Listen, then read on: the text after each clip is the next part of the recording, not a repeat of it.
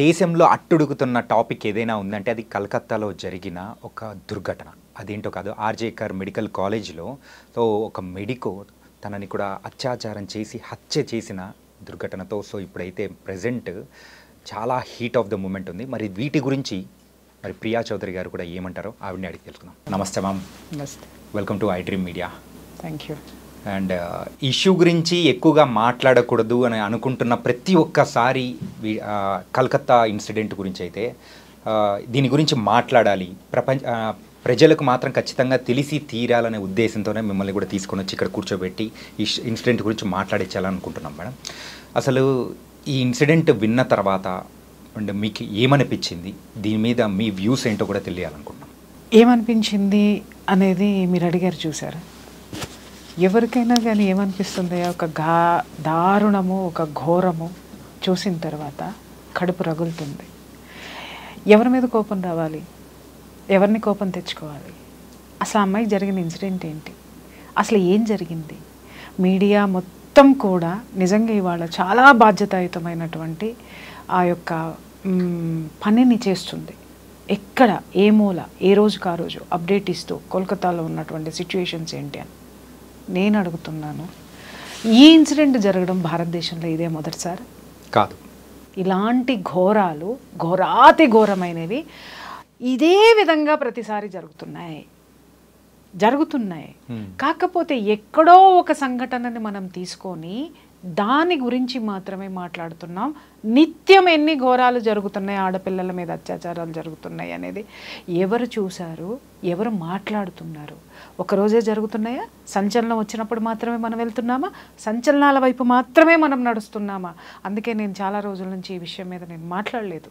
Because ఎందుకంటే ఒక సంఘటన జరగడం లేదు, ప్రతి గంటకి జరుగుతుంది భారతదేశంలో యువతుల మీద అత్యాచారం అనేది. ఈరోజు వయోభేదం లేదు, వావి వరుసలు లేవు. ఇంత నీచమైనటువంటి ఘోరమైనటువంటి అకృత్యాలు ఎందుకు జరుగుతున్నాయి అనేది ఏ హౌస్ వైఫ్ అయినా ఆలోచించిందా? ఏ ఒక్క గవర్నమెంట్ ఎంప్లాయీ అయినా ఆలోచించాడా? ఎక్కడ రిక్షా తొక్కుకునేటటువంటి కార్మికుడు ఆలోచించాడా? కర్షకుడు ఆలోచించాడా? శ్రామికుడు ఆలోచించాడా? ఎవరు ఆలోచించారు? ఆలోచించటం లేదు. మిస్టర్, ఆలోచిస్తే ఈ అత్యాచారాలు జరగవు. మీరు అనొచ్చు, ఆలోచించినంత మాత్రాన అత్యాచారాలు ఎలా ఆగిపోతాయండి అని. ఒక్కసారి సంఘటనలోకి వెళ్ళండి. ఇవాళ అంత ఘోరమని ఎందుకు మాట్లాడుతున్నాం? ఆమె మీద జరిగినటువంటిది ఒకరా, ఇద్దరా, 10 మందా? అయ్యో ఇంకేం జరిగింది? క్రైమ్ థ్రిల్లర్ సస్పెన్స్ స్టోరీ చూసినట్టు రోజు ఇంకేమన్నా వస్తాయి. అరే నేను చెప్తున్నాను, మనం వినేటటువంటి ప్రతి ఒక్కళ్ళకి సిగ్గు శరం నాడి నరాన ఉన్నట్టయితే కనుక సిగ్గుపడాలి. ప్రతి ఆడది సిగ్గుపడాలి, ప్రతి పేరెంటు సిగ్గుపడాలి, ప్రతి ఒక్క మనిషి అనేవాడు కూడా సిగ్గుపడాలి. ఎందుకు అనంటే ఒక ఆడపిల్ల మీద అంత అసలు చెప్పలేనటువంటి దారుణం అన్నమాట, దుర్మార్గం, అతి హేయమైనటువంటి చర్య జరిగింది అనంటే ఆ శరీరంలో ఉన్నటువంటి పార్ట్, కళ్ళల్లో నుంచి బ్లడ్, నోట్లో నుంచి బ్లడ్, అసలు నిజంగా చేతులు వెనక్కి విరిచేసి, కాళ్ళు వెనక్కి విరిచేసి అని ఇన్ని మాట్లాడుకుంటున్నామే. కొన్ని గొంతుకలు వింటున్నాను మీడియాలో, అసలు ఇలా జరుగుతుంది అని. అరే ఆ గొంతుకల వెనక అరుపులొద్దు, ఆవేదనలోకి ఒక్కసారి తొంగి చూడండి. నేను మాట్లాడుతున్నాను అది ఆవేదనతోటే. నేను ఇన్ని రోజులు నోరెత్తలేదు. అంత పైశాచికంగా ఒక మనిషే చేశాడు. ఎవడా మనిషి? ఇవాళ మనం ఒకరోజు ఒక కానిస్టేబుల్ని బయటకు పట్టుకొని వచ్చారు, అదే వాడెవడో వాలంటరీ పోలీసింగ్ని పట్టుకొని వచ్చారు. ఆ తర్వాత 2 రోజులు గడిచిన తర్వాత ప్రిన్సిపల్ని అరెస్ట్ చేశారు. ఆ తర్వాత 2 రోజులు గడిచిన తర్వాత ఇంకెవరు వస్తారో అనే సస్పెన్స్ థ్రిల్లర్ కింద మనం చూస్తున్నాము తప్ప, నేను చెప్తున్నాను అంత క్రూరము నీచము చేసింది ఒక మనిషే కదా. 10 మంది చేయని, ఒక్కళ్ళు చేయని, అరా ఎంతమంది అయినా సరే చేయని, హ్యూమన్ బీయింగ్ చేశాడు అక్కడ. కానీ వాడిలో హ్యూమానిటీ లేదు. చచ్చింది ఏ చర్యల వల్ల చచ్చింది, ఎందుకంత దారుణంగా చచ్చింది అనేది ఎవడెంతమంది ఆలోచించాడో అది నాకు చెప్పండి. ఎలా చేశారు అని మాట్లాడుతున్నారు. అలా చెయ్యడానికి వాళ్ళలో అంత రాక్షసత్వం రావడానికి ఏ కారణమో, ఎవడు కారణం అంటే నువ్వు, నేను, మీడియా, భారతదేశంలో ఉన్నటువంటి పరిపాలనా వ్యవస్థ, రక్షణ వ్యవస్థ, పోలీసు యంత్రాంగం, ప్రతి ఒక్క వ్యవస్థ యొక్క ఫెయిల్యూర్ ఇది.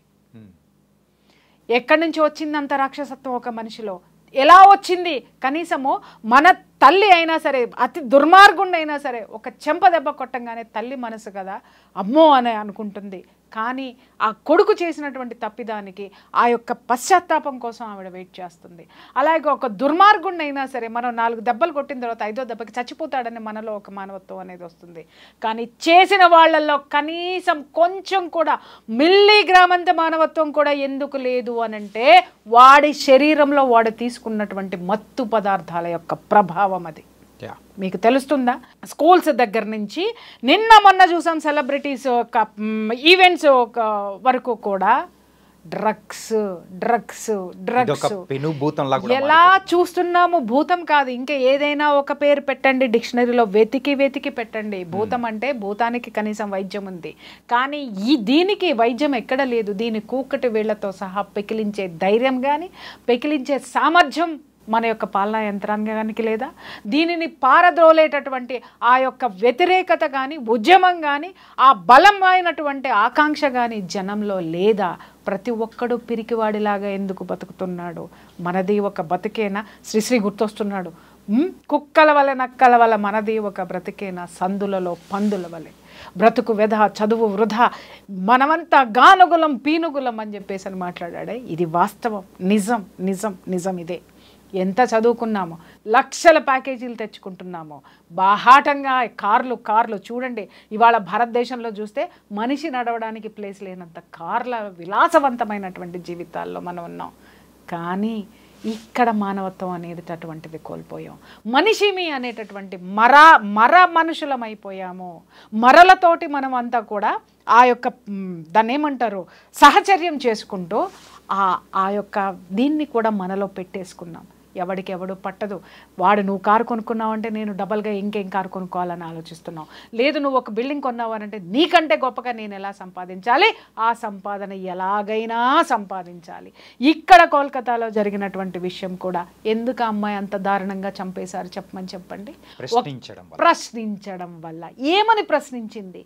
నీకు నాకు లేనటువంటి ధైర్యమో, ఎవ్వడికి లేనటువంటి ధైర్యం, ఒక మగాడికి లేని ధైర్యం, ఒక పోలీసు యంత్రాంగం అరికట్టలేనటువంటి ఆ యంత్రాంగంలో లేనటువంటి నిబద్ధత, నిజాయితీ, గుండె ధైర్యం ఒక ఆడపిల్లలో వచ్చింది. ఆ హాస్పిటల్లో జరిగేటటువంటి అకృత్యాలని క్వశ్చన్ చేసింది. ఏ అకృత్యాలు జరుగుతున్నాయి అక్కడ ఉన్నటువంటి ఆ ట్రైనీ డాక్టర్స్ తోటి అక్కడ ఒక సెక్స్ రాకెట్ నడుస్తుందని విన్నాం. మాదక ద్రవ్యాలు, మత్తు పదార్థాలు భయంకరంగా అక్కడ బిజినెస్ జరుగుతుందని విన్నాం. ఆ బిజినెస్ని ఆ అమ్మాయి ఎప్పటికప్పుడు కూడా అక్కడ జరిగేటటువంటి వాటిని క్వశ్చన్ చేసింది. ఎందుకు క్వశ్చన్ చేసింది మాస్టర్? ఎందుకు క్వశ్చన్ చేసింది? నేను మనిషిని, ఈ అకృత్యం నా చుట్టూ జరగకూడదు. నేను ఒక వైద్యం చేసేటటువంటి వైద్యురాలిని, సమాజంలో ఇలాంటివి జరగకూడదు అని సామాజిక బాధ్యత. అమ్మాయిలో ఉన్నదేంటి? సామాజిక బాధ్యత. నిజంగా చెప్తున్నాను, ఆ వైద్యురాలు కాబట్టి ఆమె ఆలోచించింది ఇది మానసిక రుగ్మతలు ఇవన్నీ కూడాను. శారీరక రుగ్మతలు, మానసిక రుగ్మతలు రెండూ కలిస్తే ఇవాళ అమ్మాయికి జరిగినటువంటి చర్య ప్రతి ఇంట్లోనూ ప్రతి ఒక్క ఒంట్లోకి వచ్చి చేరుతుందని అమ్మాయి ఆందోళన చెందింది. కాబట్టి ప్రతిదానికి ఖండించింది, ప్రతిదాన్ని ప్రశ్నించింది. ఇక్కడ నేను ఒక్క విషయం నేను అడుగుతున్నాను. ప్రశ్నించినంత మాత్రాన ఆ అమ్మాయిని అంత భయంకరంగా చంపేశారు.